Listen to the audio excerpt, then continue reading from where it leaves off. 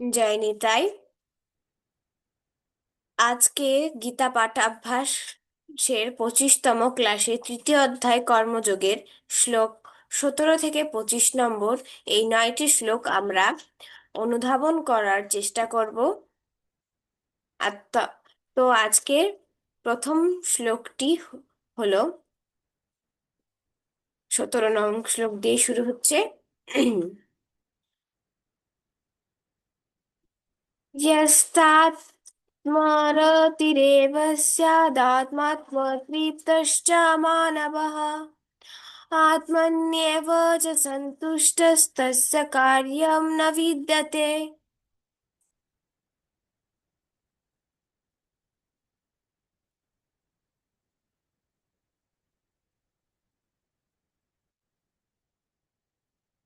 এবার শ্লোক নং 18। नैव तस्य कृतेनार्थ न कृतेनेह कश्चन न च स सर्वभूतेषु कश्चिदर्थव्यपाश्रयः तस्मात् सक्तः सततं कार्यं कर्म समाचर असक्तः चरन् कर्म परमाप्नोति पुरुषः। श्लोक 20। कर्मणैव हि संसिद्धि अस्थिता जनकादयः लोकसङ्ग्रहमेवापि सम्पश्यन् कर्तुमर्हसि। श्लोक 21। यद् यदाचरति श्रेष्ठस्तत्तदेवेतरो जनाः स यत् प्रमाणं कुरुते लोकस्तदनुवर्तते। श्लोक 22। न मे पार्थास्ति कर्तव्यो त्रिषु लोकेषु किञ्चन नानवाप्तमवाप्तं त्वं भर्त एव च कर्मणि। श्लोक 23।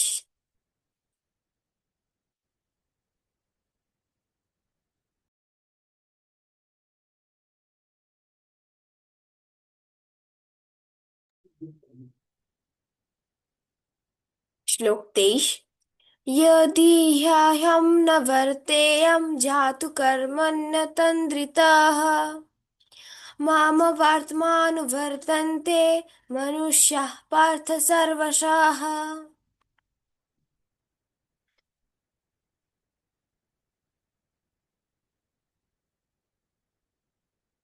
श्लोक 24। उत्सीदेयुरिमे लोका न कुर्यं कर्म चेदहम् शङ्करस्य च कर्ता स्यामुपहन्यामिमाः प्रजाः।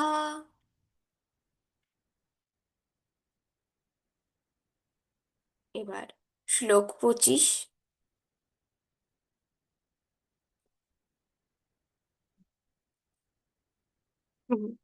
सक्तः कर्मण्य विद्वांस यथा कुर्वन्ति भारत कुर्याद् विद्वांस्तथा सक्तश्चिकीर्षुर्लोकसङ्ग्रहम्।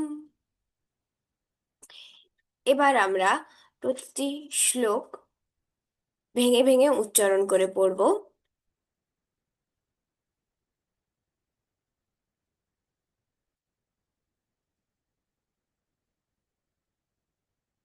আমরা সব সময় প্রতিটা শ্লোককে মোট 4টা ভাগে ভাগ করে নিই উচ্চারণের সুবিধার্থে।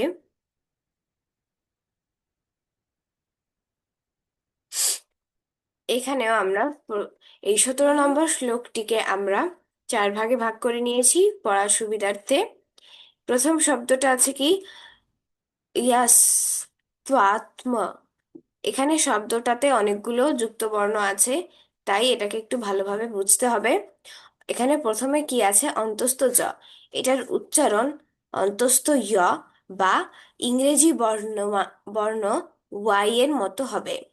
এরপর দন্ত স যোগ ত যোগ ব ফলা আছে, এটার উচ্চারণ আমরা প্রথমে অন্তস্থ জয়ের সাথে দন্ত স পর্যন্ত উচ্চারণ করব, ইয়েস।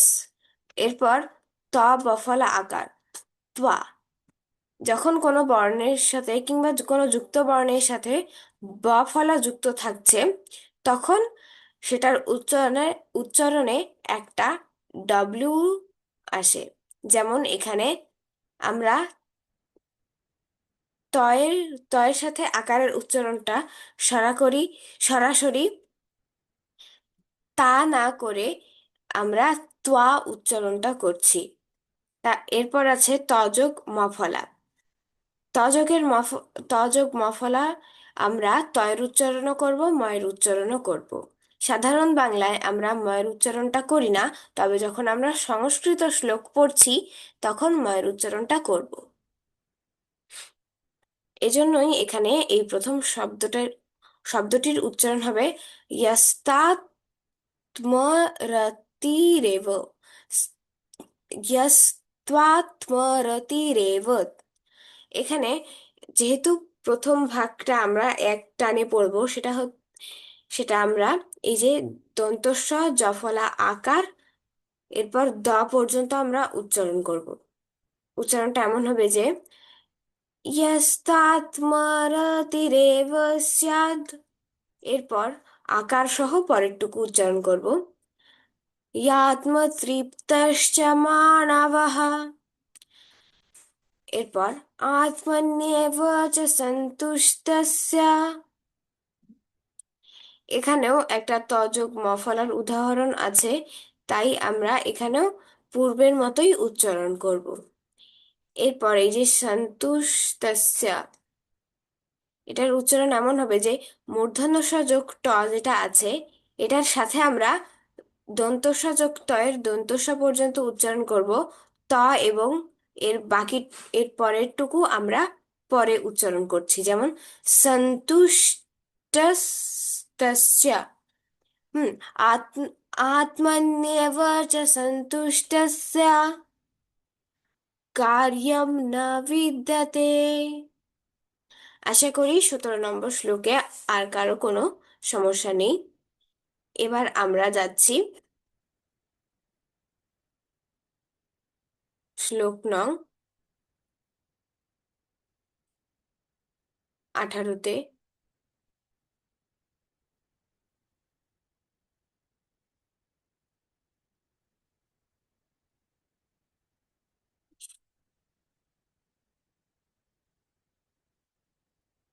এবার আমরা শ্লোক নং 18টি বুঝে পড়ার চেষ্টা করব।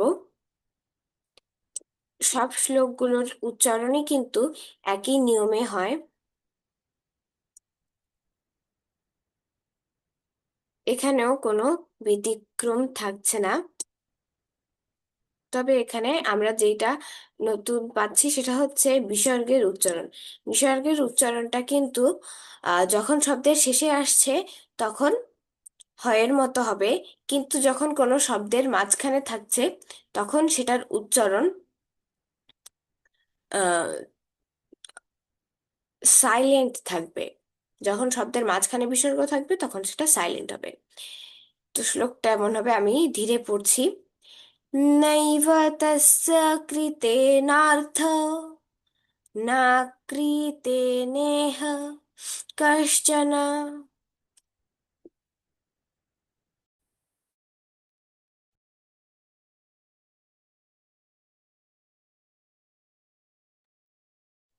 ঠিক আছে। এরপর न चास्य सर्वभूतेषु कश्चिदर्थव्यपाश्रयः। ঠিক আছে, আমি কিন্তু অন্তঃস্থটা উচ্চারণ করার পরেও হালকা একটু টেনে হয়ের উচ্চারণ করেছি। এরপর শ্লোক নং 19। এখানে প্রথম ভাগে এই যে এখানেও একটা বিসর্গের উদাহরণ আছে, এটাও কিন্তু আমরা পূর্বের শ্লোকটির মতনই করব, যেহেতু এটা শব্দের শেষে আছে। तस्मात् सक्तः सतोतं कार्यं कर्म समाचर। असक्त ह्याचरन् कर्म परमाप्नोति পুরুষः। ঠিক আছে, এটার উচ্চারণটা এভাবে করব আমরা। এবার শ্লোক নং 20।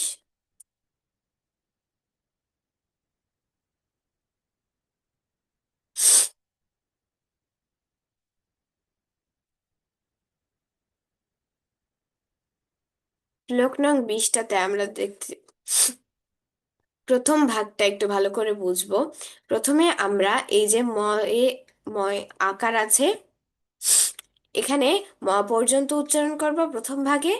এরপর আকার থেকে লাইনের শেষ পর্যন্ত আমরা দ্বিতীয় ভাগে উচ্চারণ করব।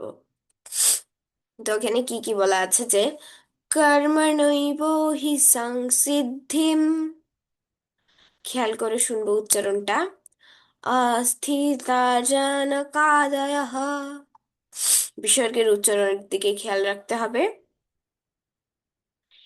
এবার একসাথে লাইনটা দুই ভাগ একসাথে করে কিভাবে বলবো সেটা হচ্ছে কর্মণৈব হি সংসিদ্ধিম আস্থিতার্জনকাদয়ঃ। এরপর লোকসংগ্রহমেবাপি,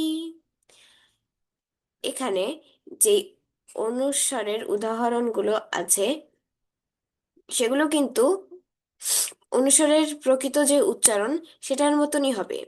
কিন্তু এই যে আগের 19 নং শ্লোকটিতে শব্দের শেষে যখন অনুস্বর রয়েছে তখন সেটা ময়ের মতো উচ্চারণ হবে, আর যখন মাঝখানে থাকবে তখন সেটা অনুস্বরের প্রকৃত উচ্চারণের মতনই হবে। যেমন এখানে আছে সংপশ্যন কর্তুমর্হসি। ঠিক আছে,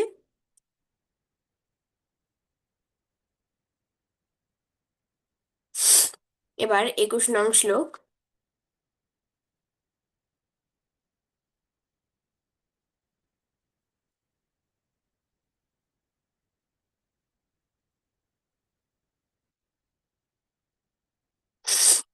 এখানে আহ অন্তস্থ জয়ের উচ্চারণটা আমি আগেই বলে দিয়েছি, এটা অন্তস্থ ইয়র মতো হবে। তাই এখানে উচ্চারণটা আসলে হবে এরকম যে ইয়াদ ইয়াদাচারতি শ্রেষ্ঠস শ্রেষ্ঠাস, এই যে দন্ত স পর্যন্ত আমরা উচ্চারণ করছি, দ্বিতীয় ভাগে আমরা উচ্চারণ করব তত্তদেবেতরো জনঃ। উচ্চারণটা এমন হবে একসাথে করলে यद् यदाचरति श्रेष्ठस्तत्तदेवेतर जनः। এরপর स यत् प्रमाणं कुरुते लोकस्तदनुवर्तते। হুম, আশা করি উচ্চারণটা বুঝতে কোনো সমস্যা নেই। এবার শ্লোক নং 22।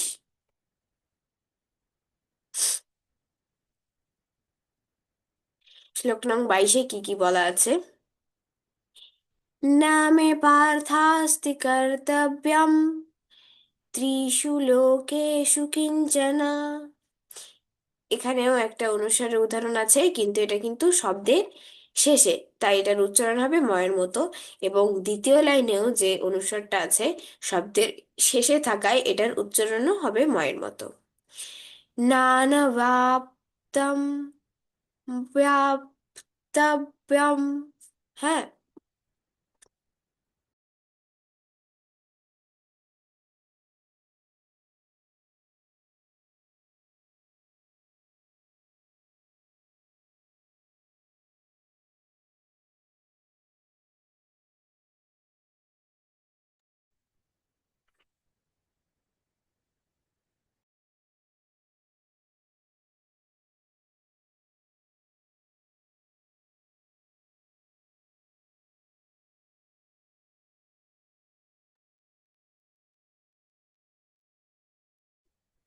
ঠিক আছে, এটার উচ্চারণ আমরা ময়ের মতো করছি। হুম, তাই এখানে এখানে হচ্ছে একটু খেয়াল করে করতে হবে। এখানে নানো ব্যাপ্তম ব্যাপ্তব্যম। হুম, এখানে একই ধরনের উচ্চারণ যেহেতু বারবার আছে সেক্ষেত্রে খেয়াল করে উচ্চারণ করতে হবে, যাতে স্পষ্ট হয়। নানবাপ্তম বাপ্তব্যম। এরপর বর্ত এব চ কর্মণি। হুম।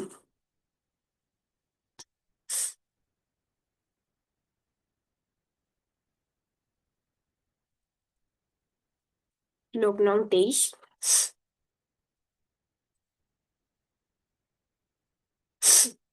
এটা আমরা এই যে অন্তস্থ জয়ের উচ্চারণটা খেয়াল রাখবো। প্রতিটি শ্লোকে কিছু কিছু উচ্চারণ রয়েছে, ব্যতিক্রম উচ্চারণ, সাধারণ বাংলা থেকে কিছু ব্যতিক্রমী উচ্চারণ আছে। সেগুলো খেয়াল করলেই কিন্তু আমরা সংস্কৃত শ্লোক পাঠ করতে পারবো।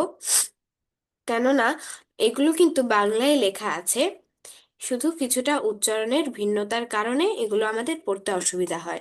যখন আমরা এই উচ্চারণের ভিন্নতা সম্পর্কে ভালো জানতে পারবো, তখনই সংস্কৃত শ্লোক পড়া আমাদের পক্ষে সহজ হয়ে উঠবে। ঠিক তেমনি এই যে অন্তস্থ জয়ের উচ্চারণটা অন্তস্থ ইয় অর্থাৎ ওয়াই এর মতো হবে, আর বিসর্গ হবে হয়ের মতো। যতক্ষণ সেটা শব্দের শেষে আছে, সেটা হয়ের মতনই হবে। আর যখন শব্দের মাঝখানে চলে যাচ্ছে, কোন একটা শব্দের মাঝখানে বিসর্গ বসবে, তখন এটা উচ্চারণ সাইলেন্ট থাকছে। হুম। 23 নম্বর শ্লোকটা আমি ধীরে পড়ছি। ইয়দিহ্যহম ন বর্তেয়ম জাতু কর্মণ্যতীন্দ্রিয়াতঃ মম বাধ্মানুবর্তন্তে মনুষ্যাঃ পার্থ সর্বশঃ।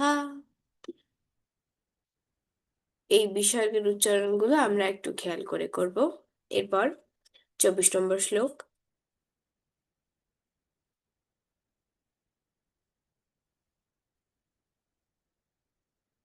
24 নম্বর শ্লোকে কি কি আছে যে উচ্ছিদেয়ুরিমে লোকা ন কুর্যম কর্ম চেদহম শঙ্করস্য চ কর্তা স্যাম মুপহন্যামি মহ প্রজা।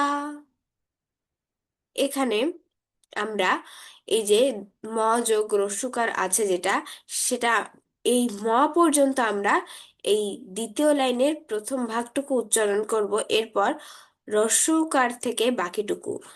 তাই এখানে উচ্চারণটা এমন হবে, শঙ্করস্য চ কর্তাস্যাম মুপহন্যামি মহ প্রজা। আশা করি কারোর বুঝতে কোনো সমস্যা নেই। এবার আমরা 25 নং শ্লোকে যাচ্ছি। 25 নং শ্লোক এবং আজকের ক্লাসের শেষ শ্লোক আমরা বোঝার চেষ্টা করছি। सक्ता বিসর্গের উচ্চারণ কর্মণ্য বিদ্বাংস। এখানে বফলার উচ্চারণ খেয়াল করতে হবে। यथा কুর্বন্তি ভারত। অন্তস্থ জয়ের উচ্চারণ কুর্যাৎ বিদ্বাংস্তথা सक्ता চিকির্ষুর্লোক সংগ্রহম। এখানে বেশ কয়েক দুইটি আহ, রেফ রয়েছে। রেফের উচ্চারণগুলো আমরা খেয়াল করে করব, যাতে কোনো ভুল না হয়। যেমন চিকির সুর লোক সংগ্রহম। এখানে অনুস্বরের উচ্চারণটা এটার প্রকৃত উচ্চারণের মতনই হবে। তো এই যে আমাদের আজকের ক্লাসের 9টি শ্লোক, 17 থেকে 25, আশা করি আমরা সবাই ভালোভাবে বুঝতে পেরেছি।